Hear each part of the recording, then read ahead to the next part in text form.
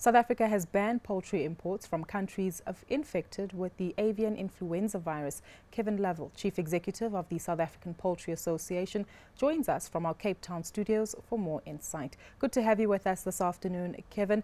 The ban, how long has this been put in place for, and what has taken the delay in actually implementing it?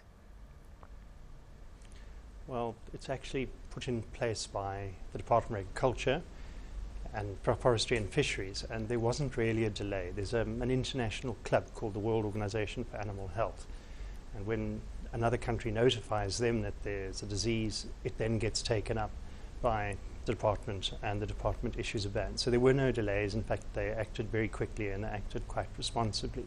It's a particular kind of avian influenza, a subject that can be complicated. There are theoretically about 144 different types.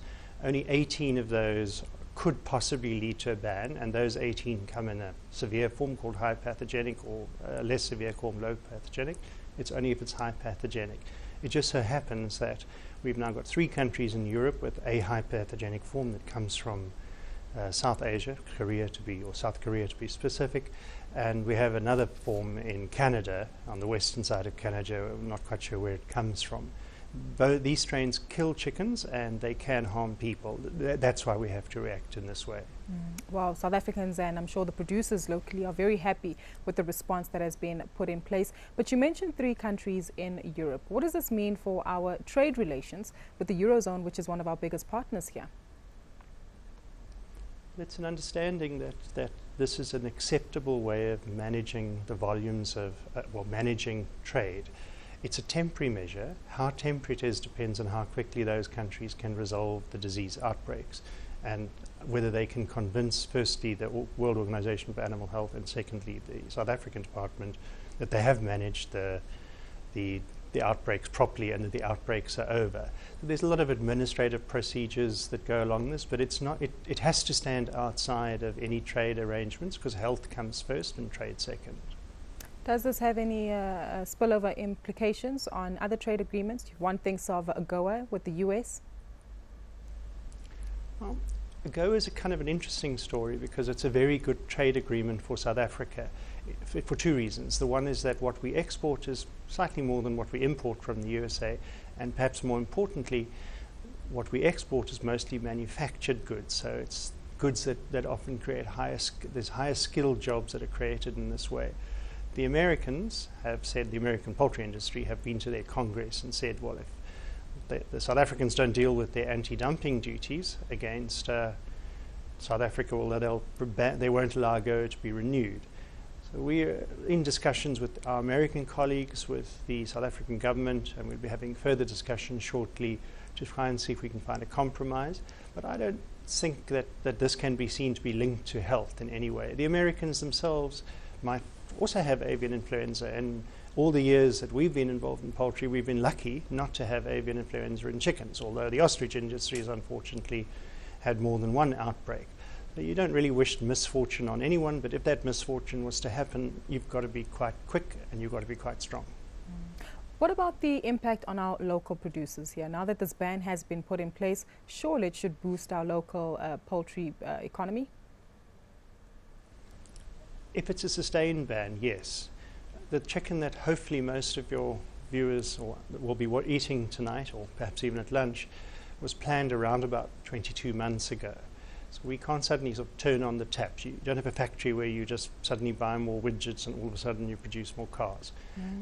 It will have, if it has long-term effects, which simply on a collegial basis we would hope that the Europeans don't have, it would allow us the scope to increase our local production. There are 6 other European countries that may export to South Africa. We've already seen a shift in imports rather, from those countries, and that's primarily because the same 3 countries that have avian influenza just so happen to also be the ones against which we've had provisional anti-dumping measures. Perfect storm for those companies, but the importers were already working to get around that problem. Minor effects for both parties, local producers and importers. It doesn't resolve the trade issues we have, and those trade issues are really quite simple.